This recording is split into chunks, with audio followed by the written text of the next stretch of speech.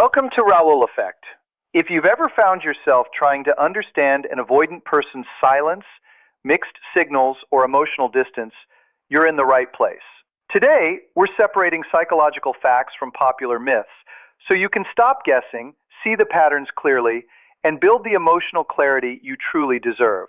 What if the silence you're trying to decode is not a hidden love confession at all? What if an avoidant person's distance says more about their emotional capacity than the depth of their feelings for you? The hardest truth is that intense emotions can exist without stable connection. And once you understand that difference, you stop chasing mixed signals and start seeing the relationship for what it really is. Have you ever watched someone walk away from the very connection they seem to want the most? Just when the relationship starts feeling genuine, emotionally close, and secure, they suddenly change. They become quieter, more distant, easily irritated, or disappear without explanation. You're left replaying every conversation, searching for the moment everything changed. But what you're seeing is often far more complicated than simple rejection. With an avoidant attachment pattern, pulling away after real closeness doesn't always mean the feelings disappeared. In many cases, it means those feelings became too powerful to comfortably handle. Real emotional connection slips past their defenses, and instead of feeling safe, it activates fear. For someone with avoidant tendencies, intimacy has rarely been experienced as something calm and reassuring. Somewhere earlier in life, vulnerability became connected with pain, disappointment, or losing independence. Because of that, when genuine closeness develops, their nervous system doesn't recognize it as love. It recognizes it as danger. Before they even have time to think logically, their protective instincts take over. They withdraw, become emotionally unavailable, or create distance. It isn't necessarily because you did something wrong. Often, it's because the connection finally became meaningful enough to scare them. This is where many people misunderstand avoidant behavior. Most assume distance means a lack of emotion. In reality, it can mean the opposite. Sometimes they are feeling more than they know how to regulate. Since they never learned how to remain emotionally open without feeling overwhelmed, their body automatically shifts into protection. It may appear as silence, mixed signals, emotional shutdown, or sudden coldness. Beneath those reactions is usually one simple reality. They feel overwhelmed by emotions they don't fully understand. Ironically, the deeper the attachment becomes, the stronger their defenses may appear. Someone who feels nothing usually stays emotionally steady. Someone who is beginning to care deeply may become inconsistent. One day they seem affectionate and fully present. The next day they seem unreachable. This isn't always manipulation. It's the conflict between wanting closeness and fearing everything that closeness awakens inside them.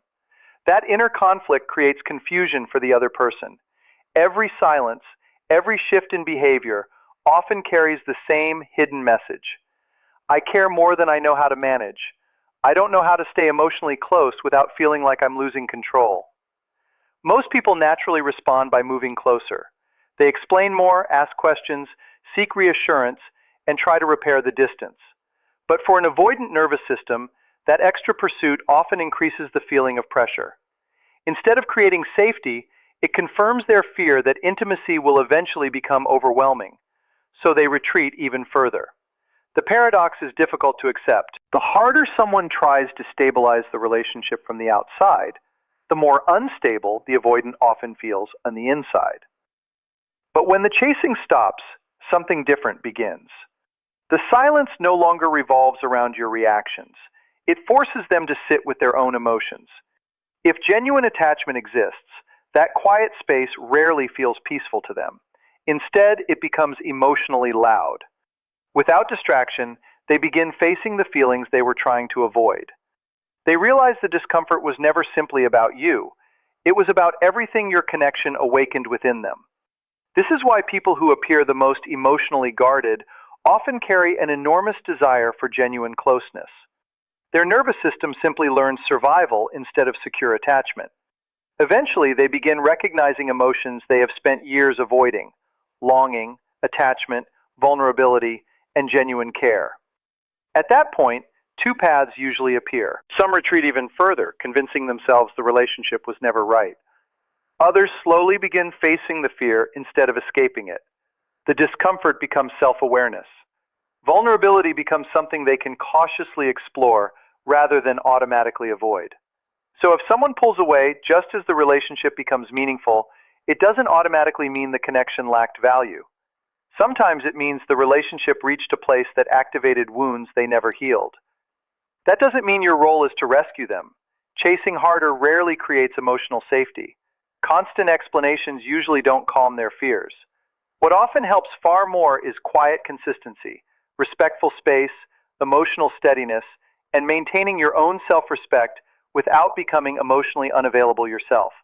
That kind of calm presence removes unnecessary pressure while allowing them to face what they truly feel. Eventually, they reach a decision only they can make. They either continue running from vulnerability or stay still long enough to understand it.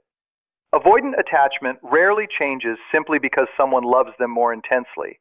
It changes when they become willing to confront the fears hidden beneath their own emotional distance. Sometimes, what finally brings them back isn't pursuit at all. It's realizing they were never running from the relationship. They were running from what the relationship revealed about themselves. Because the more deeply they care, the quieter they often become. Not because the feelings disappeared, but because they don't yet know how to express them safely. Their affection rarely arrives through dramatic declarations or emotional speeches. Instead, it appears in small, almost invisible ways: a random message, an unexpected meme, a casual question, or a quiet reaction to something you shared days earlier. These small gestures let them reconnect without fully exposing themselves. Then, almost as quickly, they step back again. Once the connection becomes emotionally real, the familiar fear returns. But if you don't chase after them, something unexpected often happens. They don't simply forget and move on. Instead, your absence creates space for reflection. Without constant interaction, they are left with emotions they can no longer avoid, and your silence often becomes more powerful than your presence ever was. Avoidant attachment is often misunderstood. People assume avoidant individuals want less closeness, but that's usually not the case. The real struggle isn't with connection itself. It's with what deep connection awakens inside them. They fear becoming emotionally overwhelmed, losing control, or feeling consumed by intimacy they don't know how to manage. When you stop chasing and quietly step back, something important begins to change. You're no longer filling every silence, seeking reassurance, or trying to pull them closer. Without realizing it, the sense of control they depended on begins to fade. For the first time, they are left alone with the emotions they've spent years pushing away. At first, they may not recognize those feelings as love or attachment. Instead, they experience restlessness, discomfort, racing thoughts, or an unexplained pull toward you. They can't easily understand why you're still on their mind. That uncertainty feels unsettling because it wasn't something they consciously chose. Rather than reaching out openly, they often reconnect in subtle ways. A random message, reacting to something you posted, sharing a meme, or asking a casual question. These small gestures aren't always manipulation. They're often the safest way they know to reconnect without exposing their emotions. They want to stay close while avoiding the vulnerability that genuine emotional openness requires. Those quiet attempts reveal something important. The emotional connection hasn't disappeared. Once you stop pursuing them, your absence creates a space they can no longer ignore. That silence doesn't necessarily bring relief. Instead, it becomes a constant reminder of emotions they were trying to suppress. What makes this even more confusing is that they often don't understand why they're still thinking about you. They try to distract themselves with work, routines, other people, or constant activity. Yet the emotional imprint remains. Not because you fought harder for the relationship, but because you eventually stopped fighting altogether. When you walk away with self-respect instead of desperation, you become something their mind cannot easily resolve. You are no longer predictable. You become an unanswered question, and unanswered questions tend to linger. Sometimes reflection begins not because of pursuit, but because of absence. Your silence stops feeling empty. It becomes contrast. And contrast often creates awareness. Some avoidant people respond by retreating even further, convincing themselves they never cared as much as they actually did. Others slowly begin recognizing a difficult truth. The real fear wasn't the relationship. It was their own emotional response to it. That is where meaningful change can begin, because avoidant patterns rarely shift through pressure. They change when someone becomes willing to face what their own behavior has been protecting them from. Pacing also plays a huge role in these relationships.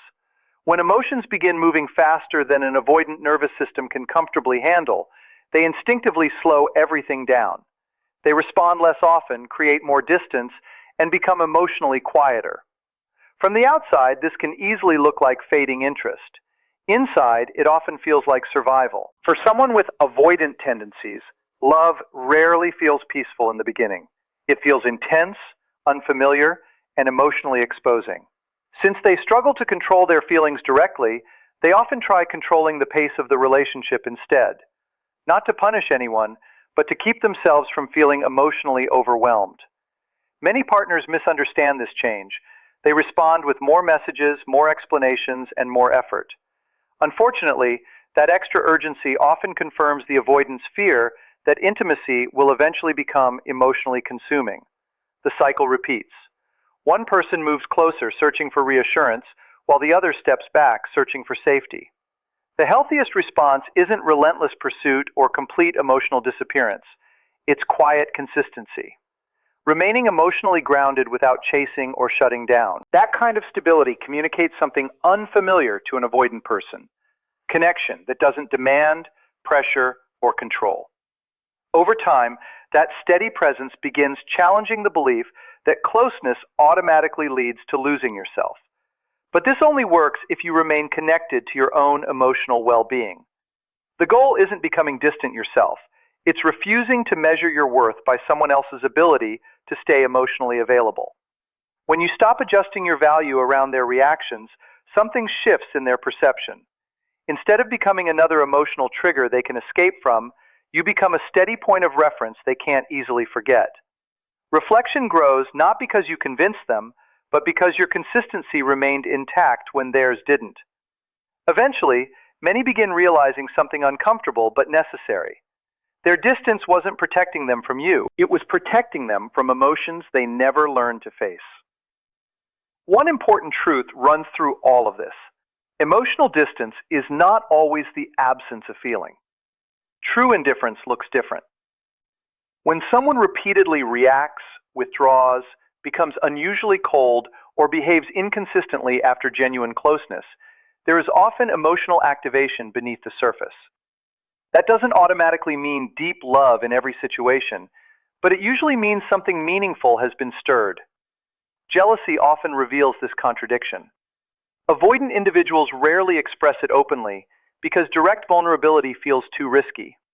Instead, it may appear through subtle behavior changes, short replies, emotional distance, irritation that seems unrelated, quiet resentment, or pretending not to care while clearly being affected. Beneath those reactions is often the same internal conflict. They aren't simply afraid of losing another person. They're struggling with the uncomfortable realization that someone has become emotionally important enough to disrupt the walls they spent years building. It's important not to mistake every sign of jealousy as proof that someone is deeply in love. In avoidant attachment, jealousy can sometimes reflect genuine attachment, but it can just as easily come from feeling threatened, insecure, or emotionally overwhelmed. The behavior by itself doesn't tell you exactly what is happening inside. A more accurate way to understand it is that avoidant people often struggle to hold difficult emotions in a steady, integrated way. They may experience strong feelings, yet have trouble staying connected to those feelings long enough to express them openly. Instead of talking about what they're experiencing, they often manage the discomfort by creating distance, controlling the pace of the relationship, or minimizing what they feel. Because of that, their communication can seem confusing. They might reach out, disappear, come back without explaining, then go silent again. These brief moments of reconnecting are not automatically hidden declarations of love.